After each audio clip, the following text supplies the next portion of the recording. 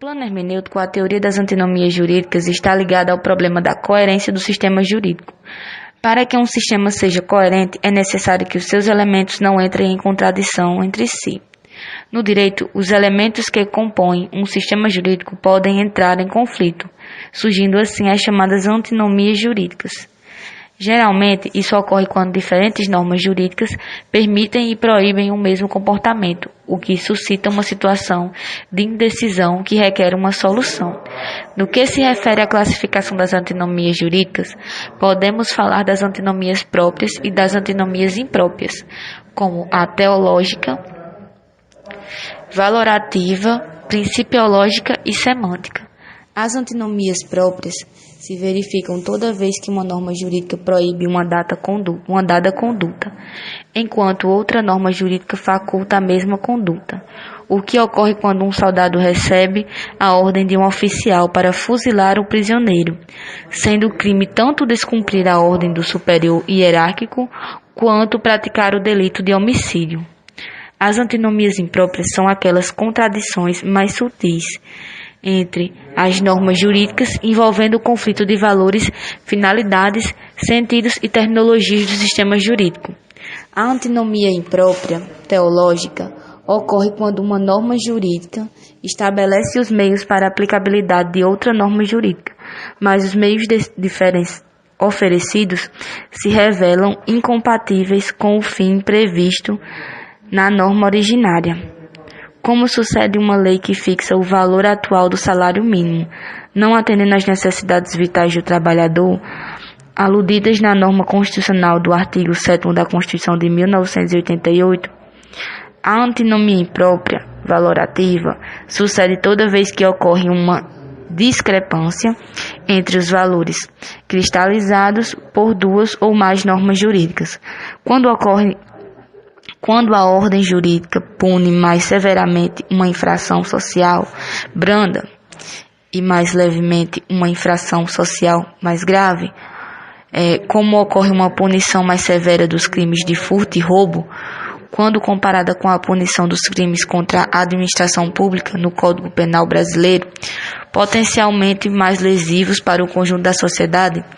a antinomia imprópria principiológica se verifica toda vez que os princípios jurídicos entram em colisão, sinalizando soluções diversas para o intérprete e aplicador do direito, como sucede com o conflito entre os princípios constitucionais da liberdade de informação e da vida privada das autoridades públicas. A antinomia imprópria semântica surge toda vez que uma mesma palavra comporta diferentes sentidos, a depender do ramo jurídico em que é utilizada, como sucede com a palavra posse no direito civil e no direito administrativo. Diante a ocorrência de antinomias jurídicas, deverão ser utilizados os critérios de solução hierárquico, cronológico e especialidade. De todos esses critérios, o mais importante é o hierárquico, prevalecendo inclusive sobre todos os demais. Pelo critério hierárquico, havendo antinomia entre uma norma jurídica superior e uma norma jurídica inferior, prevalece a norma jurídica superior dentro da concepção piramidal e hierarquizada do sistema jurídico. Por exemplo, havendo conflito entre a Constituição e uma lei ordinária, prevalece a Constituição, por ser um diploma normativo de hierarquia superior. Pelo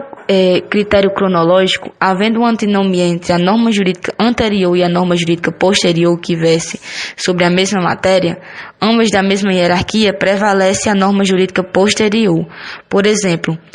o antigo conflito entre o Código Civil de 1916 e o Código de Defesa do Consumidor de 1990 se resolveu em favor da legislação consumerista, pelo critério de especialidade, havendo contradição entre uma norma jurídica que regule um tema genericamente e uma norma que regule o mesmo tema de modo específico, sendo ambas de mesma hierarquia. Prevalece a norma jurídica especial. Por exemplo, a eventual contradição entre o Código de Defesa do Consumidor e o Estatuto do Idoso em matéria de gratuidade do transporte interestadual e intermunicipal é solucionado em favor do segundo diploma legal, que se revela mais específico para a tutela das relações dos consumidores de terceira idade. Para a solução das antinomias principiológicas, recorrer-se-á ao uso da ponderação. Durante muito tempo, sob a égide de uma visão positivista do direito, a subsunção se afigurou como uma fórmula típica de aplicação normativa, caracterizada por uma operação meramente formal e lógico-dedutiva, identificação de premissa maior. A norma jurídica é a delimitação da premissa menor, que são os fatos, e a posterior elaboração de um juízo conclusivo, que são a adequação da norma jurídica ao caso concreto. Se esta espécie de raciocínio ainda serve para a aplicação de algumas regras do direito, como fala no artigo 40 da Constituição Federal de 88, a aposentadoria compulsória do servidor público que completa 70 anos revela-se, no entanto, insuficiente para lidar com o uso hermenêutico dos princípios jurídicos como fundamentos para decibilidade de conflitos. As normas consubstanciam valores e fins, muitas vezes distintos, apontando para soluções diversas e contraditórias para o mesmo problema. Logo, com a colisão de princípios jurídicos, podem incidir mais de uma norma sobre o mesmo conjunto de fatos, como que várias premissas maiores disputam a primazia da aplicabilidade a uma premissa menor. A interpretação jurídica contemporânea na esteira do pós-positivismo deparou-se então com a necessidade de desenvolver técnicas capazes de lidar com a natureza essencialmente dialética da ordem jurídica,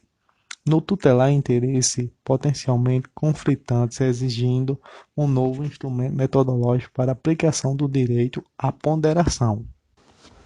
Com efeito, a ponderação consiste numa técnica jurídica de interpretação e decisão, aplicável a casos difíceis, que são os radicais, em relação a quais a subsunção figura insuficientemente, especificamente quando a situação concreta rende ensejo para a aplicação de normas principiológicas que sinalizam para a solução de diferenciadas. Sendo assim, o processo cognitivo da ponderação pode ser decomposto em 3 etapas: identificação das normas pertinentes, seleção dos fatores relevantes e atribuição geral de peso. Na primeira etapa, cabe ao intérprete detectar no sistema as normas relevantes para a solução do caso concreto, identificando eventuais conflitos entre elas.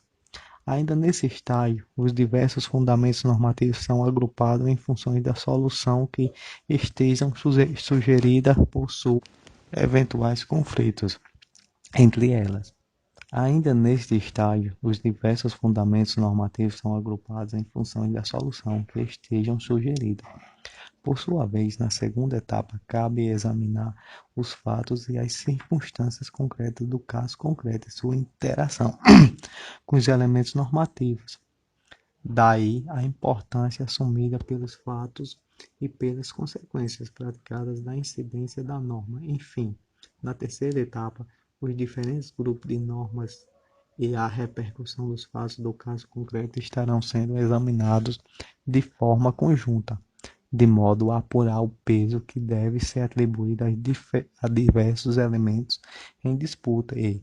pois, qual o grupo de normas deve preponderar no caso concreto. Ao vislumbrar-se a ordem jurídica brasileira,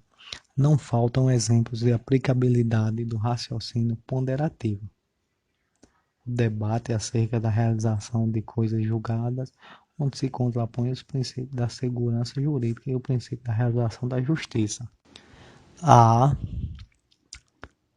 discussão sobre a eficácia horizontal dos princípios fundamentais. Debate sobre o princípio da liberdade, onde também se contrapõem princípios como a autonomia da vontade e a dignidade da pessoa humana, o debate sobre os princípios da liberdade de expressão versus proteção dos valores éticos e sociais da pessoa, da família, ao tratar de eventual controle de programação de televisão, a polêmica aos princípios da liberdade de expressão, informação versus política pública de proteção da saúde, em torno de restrições da publicidade de cigarro, o conflito entre os princípios da liberdade religiosa e proteção de vida, em situação que envolve a transfusão de sangue para testemunhas de Jeová, além de outras hipóteses ilustrativas. A existência da ponderação não priva, contudo, a doutrina e a jurisprudência de buscar parâmetros e maior objetividade para sua aplicação, até porque a elite, por completo, as avaliações subjetivas e preferências pessoais do hermeneuta, que é a pré-compreensão, ainda que não se admita o exercício indiscriminado e arbitrariedade da interpretação jurídica, o voluntarismo competente e a argumentação jurídica para a demonstração adequada do raciocínio, devido à garantia da legalidade da opção hermenêutica, adquirindo inegável relevo o artigo 93, inciso 9 da Constituição Federal de 1988, que trata da exigência de fundamentos das decisões jurídicas. Isto porque quando uma decisão envolve a técnica ponderativa dos princípios, o dever de motivar torna-se ainda mais premente e necessário, que descreve de modo minudente as razões que justificam uma dada direção ou dado sentido para a interpretação do direito.